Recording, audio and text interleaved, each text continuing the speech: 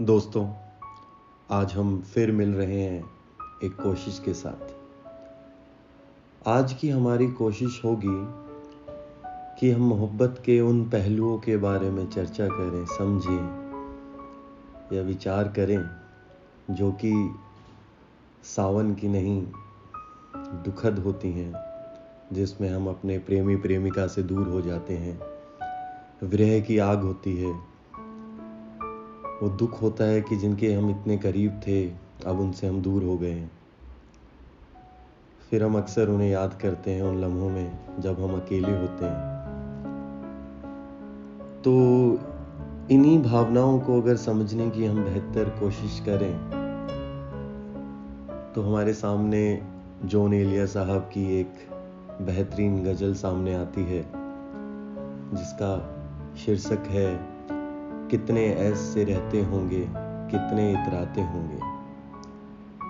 इस गज़ल में जॉन साहब ने चर्चा करी है, व्यक्त करने की एक बेहतरीन कोशिश की है कि कैसे वो अब अपने प्रेमी प्रेमिका से दूर हैं और सोच रहे हैं कि अब वो मोहब्बत जिसके जीवन में होगी वो कितने इतराते होंगे उसे पाकर, और जॉन को कितना दुख है कि अब वो मोहब्बत से दूर हो चुके हैं।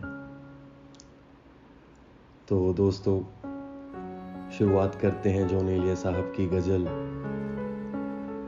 कितने ऐसे रहते होंगे, कितना इतराते होंगे, जाने कैसे लोग वो होंगे जो उसको भाते होंगे।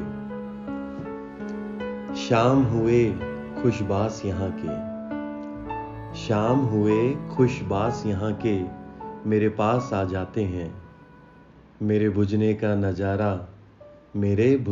नजारा करने आ जाते होंगे।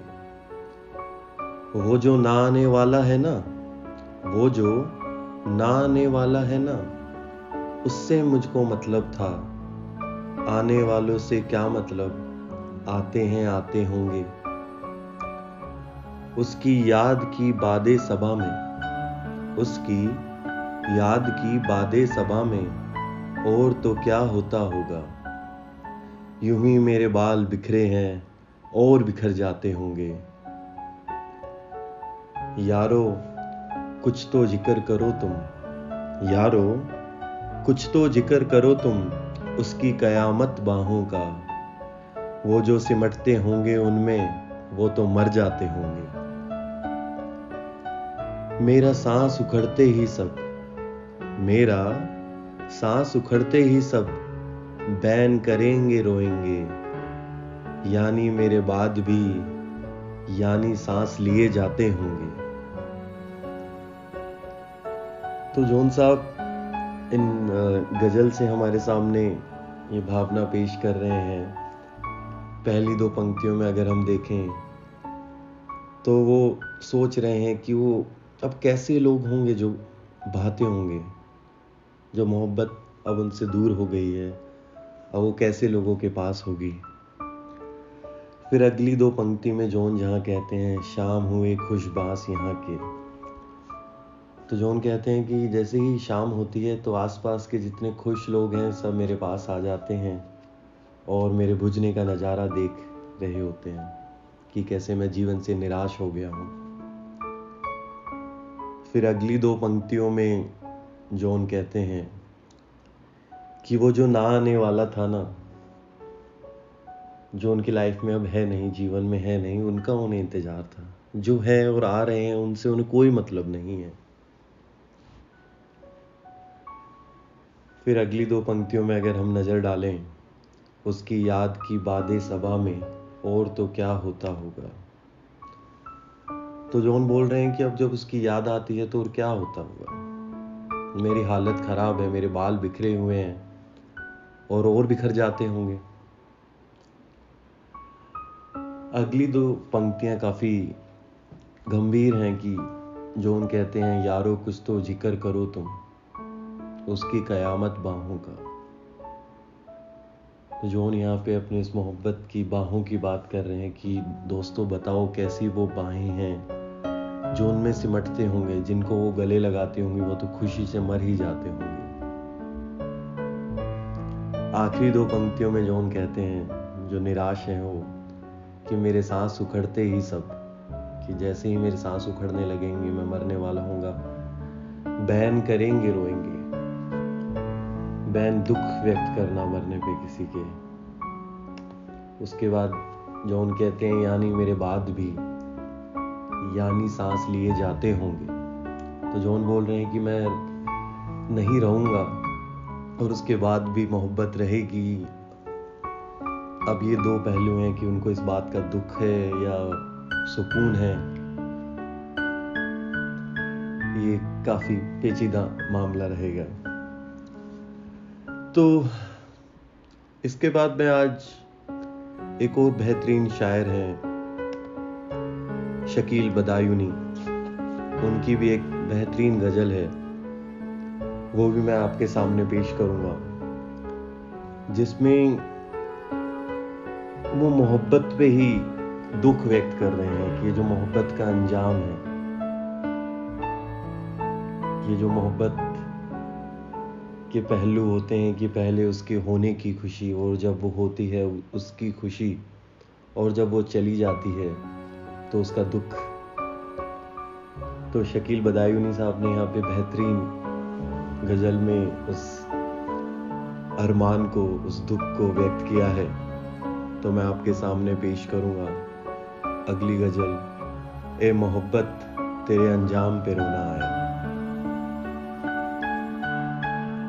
तो दोस्तों, अब हम आपके सामने पेश करते हैं शकील बदायूनी की ये गजल, ए मोहब्बत तेरे अंजाम पे रोना आया, जाने क्यों आज तेरे नाम पे रोना आया। यूं तो हर शाम उम्मीदों में गुजर जाती है, आज कुछ बात है जो शाम पे रोना आया। कभी तकदीर का मातम, कभी दुनिया का गिला, मंजिले इश्क में हर गाम पे रोना आया। मुझ पे ही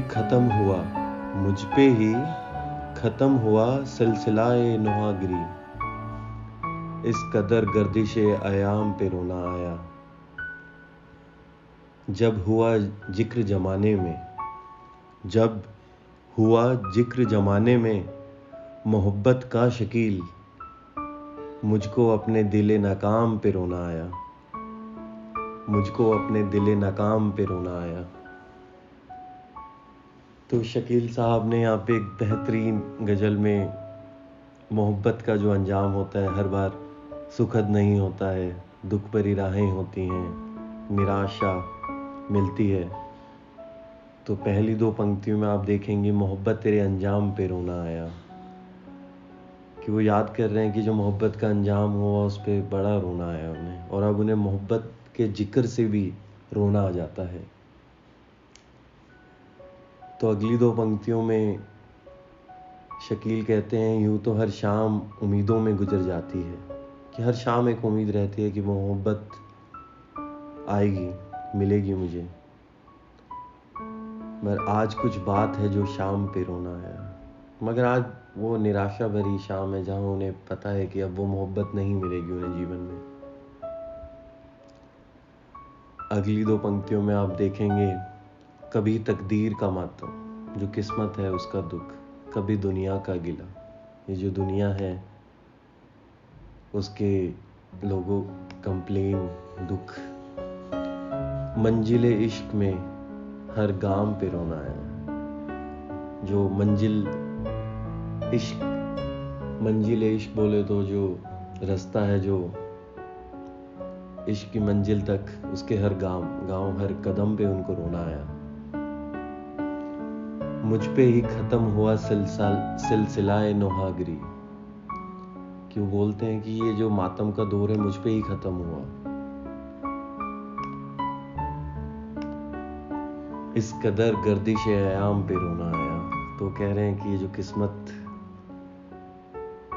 जो दुख भरी किस्मत है कि जिसमें मुझे मोहब्बत नसीब नहीं हो रही है, उस पे उन्हें रोना आया। जब हुआ जिक्र जमाने मोहब्बत का शकील, जब भी मोहब्बत का जिक्र हुआ ज़माने में, मुझको अपने दिल नाकाम पे रोना आया। जो उनका दिल नाकाम रहा मोहब्बत पाने में, उस पे उन्हें रोना आया। तो दोस्तों, इन 2 गज़ल के साथ मैं आपसे आज अलविदा कहूँगा। आप भी कमेंट सेक्शन में ज़रूर बताएं आपको सबसे बेहतरीन पंक्तियाँ क्या लगी और आप किन पंक्तियों से सबसे ज़्यादा कनेक्ट करते हैं।